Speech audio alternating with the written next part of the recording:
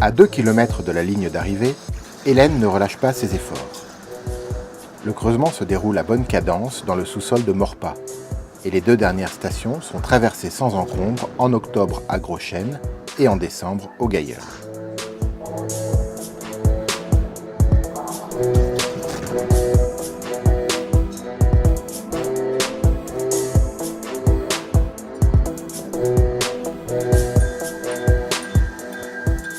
À la fin de l'année, Hélène se retrouve alors à quelques centaines de mètres du puits de sortie boulevard de Vitré, terme de son périple rennais.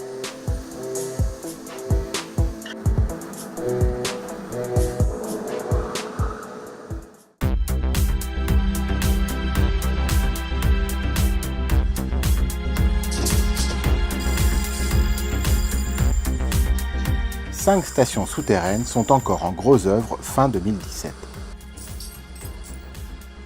Une fois réalisés les derniers planchers et voiles, la dalle de couverture vient refermer le volume et signe la fin d'une étape. Il reste alors quelques mois pour procéder aux dernières opérations, avant transmission de l'ouvrage aux entreprises de second œuvre.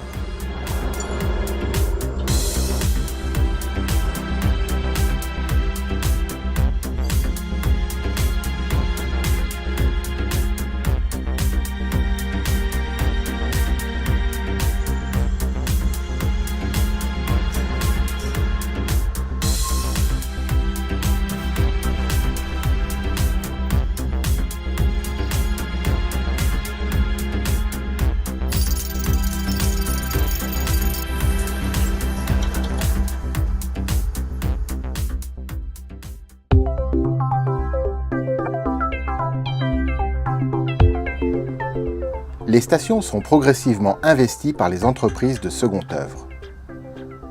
À la fin de l'année, près de la moitié d'entre elles sont concernées. Les interventions sont de multiples natures. Maçonnerie de doublage, passage de câbles, peinture, mais aussi mise en place d'escaliers mécaniques et d'ascenseurs.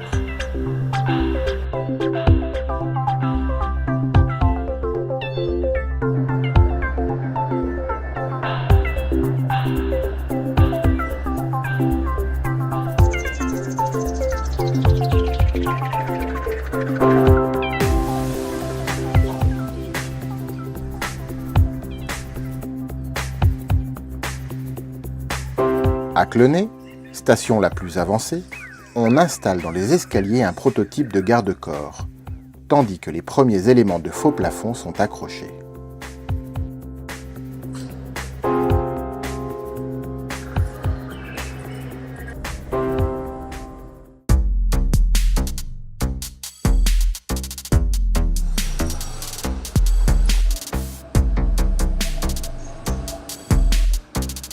À Gare, la réalisation du rameau de liaison avec la ligne A se poursuit. Commencés en début d'année, les travaux consistent en la construction de 2 petits tunnels reliant les quais de la station ligne A au niveau intermédiaire de la station ligne B. Ici, pas de tunnelier bien sûr, mais des techniques traditionnelles aboutissant à un ouvrage au plafond voûté situé à quelques mètres seulement sous le tunnel de la ligne A.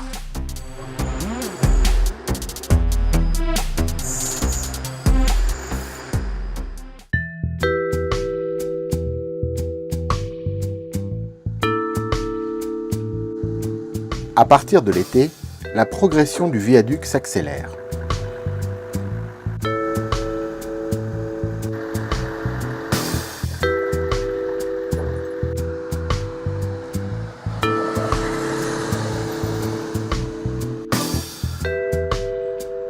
Le déplacement de la poutre est désormais rodé et les tronçons de tablier se succèdent sans perdre de temps entre les piles.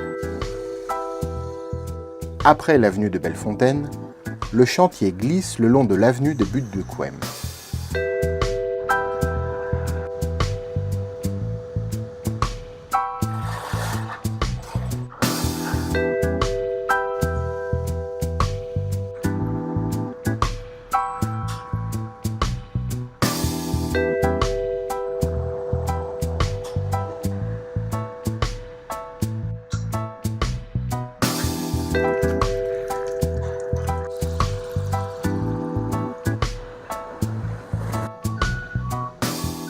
Sans attendre, on pose les premiers bandeaux latéraux en béton préfabriqué qui viennent donner à l'ouvrage son aspect définitif.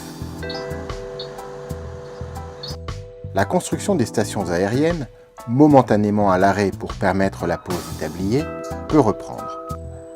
Cesson Via Silva et Atalante sortent de terre et deviennent de plus en plus visibles.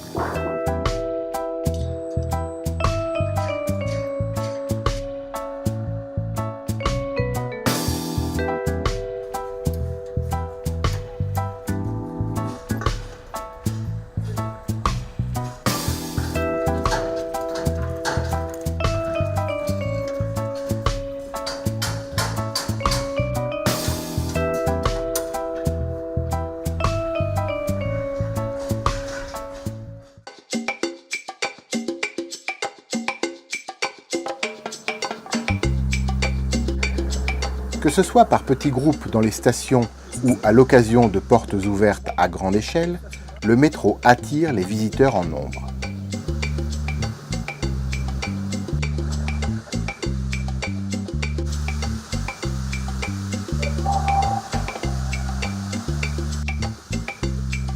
Entre juillet et décembre, 2000 personnes se sont inscrites pour visiter les ouvrages en chantier.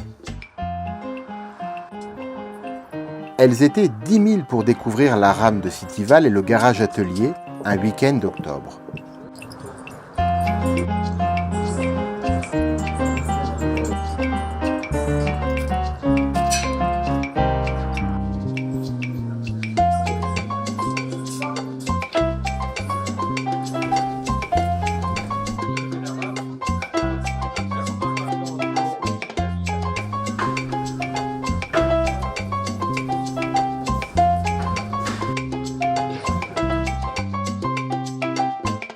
Dans un autre registre, la station Clenay a réuni 200 riverains du quartier pour un concert original, avec port du casque obligatoire.